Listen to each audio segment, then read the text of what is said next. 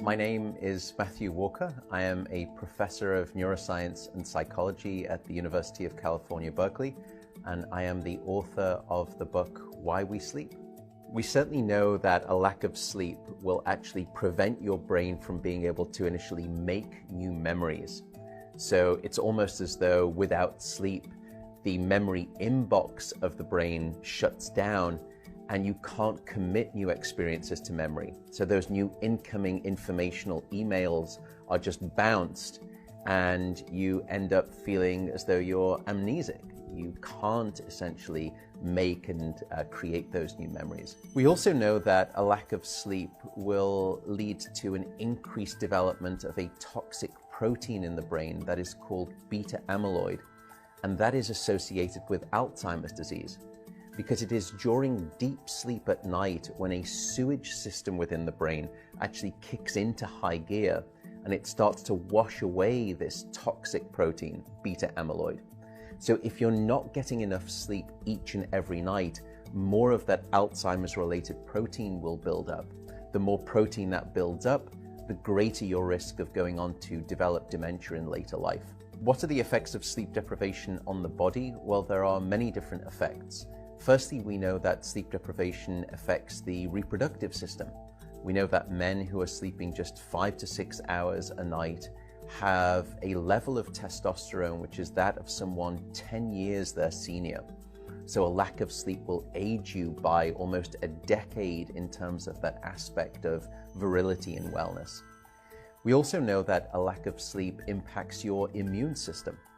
So after just one night of 4 to 5 hours of sleep, there is a 70% reduction in critical anti-cancer fighting immune cells called natural killer cells. And that's the reason that we know that short sleep duration predicts your risk for developing numerous forms of cancer. And that list currently includes cancer of the bowel, cancer of the prostate, as well as cancer of the breast. In fact, the link between a lack of sleep and cancer is now so strong that recently the World Health Organization decided to classify any form of nighttime shift work as a probable carcinogen. So in other words, jobs that may induce cancer because of a disruption of your sleep-wake rhythms. We also know that a lack of sleep impacts your cardiovascular system, because it is during deep sleep at night that you receive this most wonderful form of effectively blood pressure medication. Your heart rate drops, your blood pressure goes down. If you're not getting sufficient sleep, you're not getting that reboot of the cardiovascular system. So your blood pressure rises. You have, if you're getting 6 hours of sleep or less, a 200% increased risk of having a fatal heart attack or a stroke in your lifetime. There is a global experiment that is performed on 1.6 billion people twice a year, and it's called daylight savings time. And we know that in the spring, when we lose 1 hour of sleep, we see a subsequent 24% increase in heart attacks the following day. Another question perhaps is, what is the recycle rate of a human being?